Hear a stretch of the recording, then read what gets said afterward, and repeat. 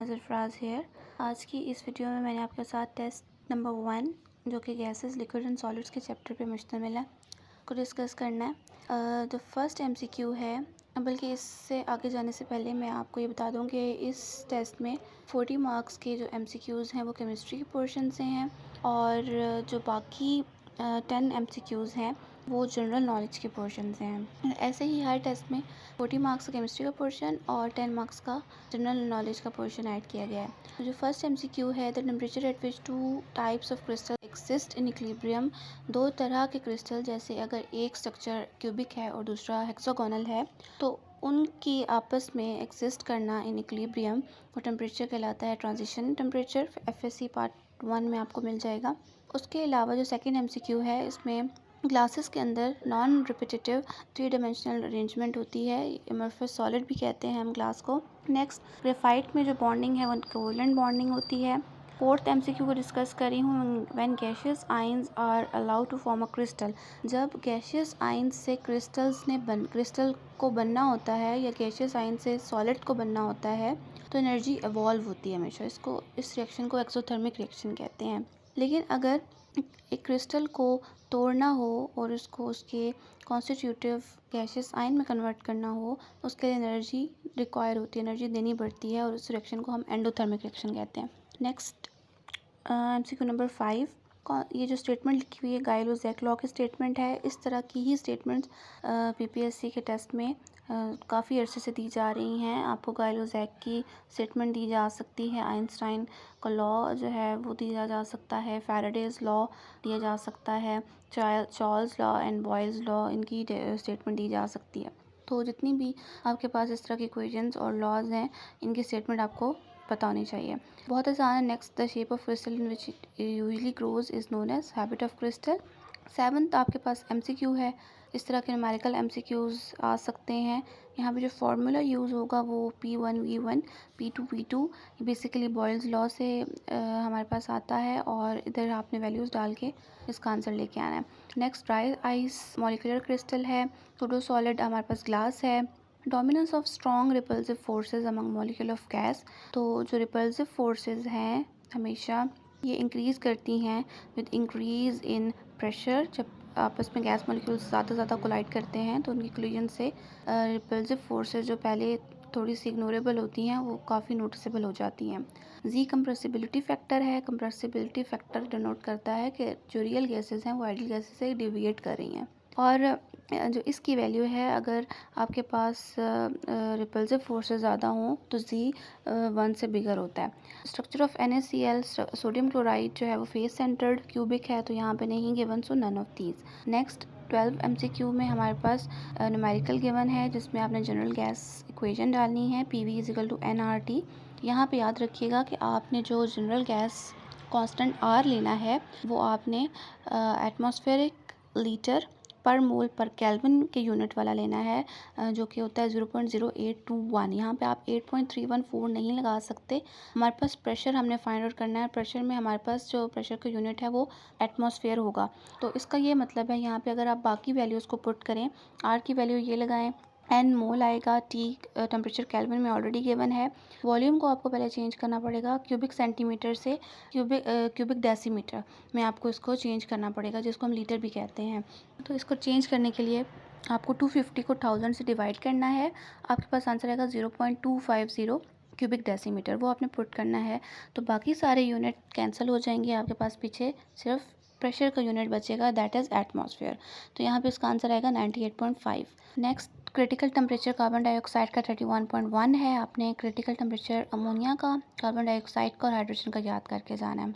इसके अलावा 14th MCQ में जो आपके पास तीनों चीज़ें लिखी हुई हैं, ये सारी डायरेक्ट रिलेशंस हैं। टेम्परेचर और वॉल्यूम डायरेक्टली रिलेट करते हैं, प्रेशर और टेम्परेचर डायरेक्टली रिलेट करते हैं, number of moles and volume भी जो है डायरेक्ट रिलेशन है इनका। Next MCQ is too easy. Crystal system having all axis and angles, आपने 7 क्रिस्टल सिस्टम की एक्सिस एंगल्स याद करने हैं, ये आपको पता होना चाहिए। लेटेस्ट एनर्जी एक्सोथर्मिक भी हो सकती है, एंडोथर्मिक भी हो सकती है, जैसे मैंने आपको पहले एमसीक्यू नंबर 4 में एक्सप्लेन किया था। ये 2 ऑप्शंस होती हैं कि लेटेस्ट एनर्जी या गैसेस आयन सॉलिड बना रहे हैं या सॉलिड जो है वो ब्रेक हो रहे हैं to constitutive gases ions. Next, anisotropic behaviour graphite show करता है कि डायरेक्शन चेंज करने से इसकी इलेक्ट्रिकल कंडक्टिव प्रॉपर्टीज चेंज हो जाती हैं। Strongest type of intermolecular force जो है वो हाइड्रोजन बॉन्डिंग है। आर की वैल्यू यहाँ पे अगेन आपको एटमॉस्फेरिक लीटर पर केल्विन पर मोल की वैल्यू गिवन है। इसमें आपका बी ऑप्शन इसलिए ठीक नहीं है क्योंकि क्यूबिक मीटर में दिया गया है, जबकि आपके पास जो एग्जैक्ट इसका यूनिट है वो होता है लीटर एटमॉस्फेरिक पर केल्विन पर मोल और 1 litre is equal to 1 cubic decimetre. तो option A is correct. London dispersion forces are the only forces present among. अब यहाँ पे इस क्वेश्चन में आपने ये चीज़ समझनी है, तो ये पूछ रहे हैं किस मॉलिक्यूल के अंदर सिर्फ और सिर्फ लंदन डिस्पर्जन फोर्सेज ही प्रेजेंट है, उसके अलावा कुछ नहीं है। लंदन डिस्पर्जन फोर्सेज जो है वो weakest kind of intermolecular forces हैं, और ये भी बताते चलूँ कि ये सारे मॉलिक्यूल्स के अंदर होती हैं, चाहे वो पोलर है, नॉन पोलर है, किसी भी तरह का मॉलिक्यूल है, उस मॉलिक्यूल के अंदर आपके पास लंदन डिस्पर्जन फोर्सेस लाजमी प्रेजेंट होंगी। तो यहाँ पे वाटर के अंदर हाइड्रोजन बॉन्डिंग होती है प्लस लंदन डिस्पर्जन फोर्सेस। उसके अलावा हाइड्रोजन क्लोराइड में डाइपोल डाइपोल फोर्सेस होती हैं प्लस लंदन डिस्पर्जन फोर्सेस। इसके अलावा यहाँ पे दो ऑप्शंस आपके पास बनते हैं, या बी या सी। बी इसलिए नहीं हो सकता क्योंकि गैसेस के अंदर हाई प्रेशर और लो टेम्परेचर पे IMF फोर्सेज जो होती हैं इंटरमोलिकुलर फोर्सेस वो ऑपरेट करती हैं, जबकि यहाँ पे जो कंडीशन गिवन है वो है हाई टेम्परेचर। तो सिर्फ ओनली जो आपके पास ऑप्शन बचता है वो आयोडीन का है, क्योंकि नॉन पोलर मॉलिक्यूल है और London dispersion forces non polar molecule के अंदर ही ऑपरेट करती हैं। स्ट्रक्चर ऑफ आइस का स्ट्रक्चर क्यूबिक होता है लो टेम्परेचर पे। Next is too easy. 24 number पे अगर मैं इसको डिस्कस करूं तो टेम्परेचर इंक्रीज़ करने से एक्सटर्नल प्रेशर इंक्रीज़ होने से टेम्परेचर भी इंक्रीज़ हो जाता है, बॉइलिंग पॉइंट इंक्रीज़ हो जाता है।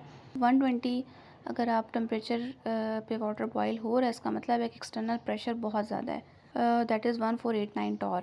The forces which are present between ions and water molecules are ion dipole forces. Murree hills में वाटर 98 पे बॉयल करता है क्योंकि एक्सटर्नल प्रेशर कम है। बॉइलिंग पॉइंट हमेशा एक्सटर्नल प्रेशर पे डिपेंड करता है, और एक्सटर्नल प्रेशर जो है वो अगर कम हो तो बॉइलिंग पॉइंट भी कम हो जाता है, और अगर एक्सटर्नल प्रेशर ज़्यादा है तो बॉइलिंग पॉइंट भी इंक्रीज़ हो जाता है। Partial pressure exerted by water vapours is aqueous tension. Which of the following liquid has highest boiling point. Water के अंदर क्योंकि दो हाइड्रोजन बॉन्ड्स बना सकता है और ऑक्सीजन के पास दो लोन पेयर्स हैं, और ऑल्दो HF जो है वो उसमें F हाईली इलेक्ट्रोनेगेटिव है, लेकिन ये एक ही हाइड्रोजन बॉन्ड बनाता है, जबकि वाटर दो हाइड्रोजन बॉन्ड बना सकता है। इस वजह से water freezes at 0 degree Celsius पे फ्रीज़ होता है, लेकिन यहाँ पे आपको फ़ारेनहाइट दिया हुआ है, तो आपको कन्वर्जन आनी चाहिए कि कैसे हम सेल्सियस से फ़ॉरेन और फ़ारेनहाइट से सेल्सियस में जा सकते हैं। 0 degree is equal to 32 Fahrenheit. The working principle of hot air balloon is based on which law. ये चार्ल्स लॉ पे डिपेंड करता है, और चार्ल्स लॉ कहता है कि वॉल्यूम और टेम्परेचर गैस के वो डायरेक्टली रिलेटेड हैं। अगर आप टेम्परेचर बढ़ाते हैं तो वॉल्यूम भी बढ़ता है। यहाँ पे हॉट एयर बैलून में जब फ्यूल को इग्नाइट किया जाता है, जो उसके अंदर हवा भरी होती है वो उसका टेम्परेचर ज़्यादा होना शुरू हो जाता है। जैसे ही टेम्परेचर ज़्यादा होता है तो उसका वॉल्यूम भी इंक्रीज़ होता है, एक्सपेंड होती है। वॉल्यूम इंक्रीज़ करने से ऑब्वियसली उसकी डेंसिटी कम हो जाती है। As density relates to volume as D is equal to sorry M/V। तो जब डेंसिटी कम होती है उस हवा की तो ये ऊपर की तरफ उठता है, लेस डेंस हो जाती है हवा, और जो है hot air balloon Charles law के प्रिंसिपल पे काम करता है। माउंट एवरेस्ट पे बॉइलिंग पॉइंट 69 या 68 डिग्री सेल्सियस होता है, और जो एटमॉस्फेरिक प्रेशर है वो होगा 700 टॉर। अगर वाटर 100 पे बॉईल कर रहा है, बल्कि 700 टॉर नहीं होगा, 320 समथिंग टॉर प्रेशर आएगा इसमें, और मरी हिल्स में 700 टॉर होता है, और अगर वाटर 100 पे बॉईल करे तो फिर 760 टॉर एटमॉस्फेरिक प्रेशर होता है। तो ये तीन प्रेशर आपने याद करने हैं। Hydrogen bonding is maximum for obviously water के लिए। How much space occupied water in freezing.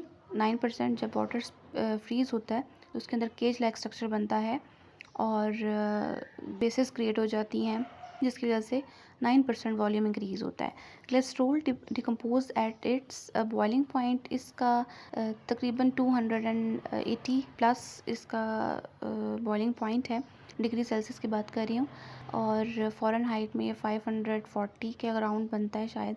तो इतने ज़्यादा टेम्परेचर पे ग्लिसरॉल या ग्लिसरीन डिकम्पोज हो जाती है। इस वजह से हम MCQ इस तरह से भी आ सकता है कि अगर ग्लिसरॉल अपने बॉइलिंग पॉइंट पे डिकम्पोज हो जाता है तो हम इसको सेपरेट कैसे कर सकते हैं।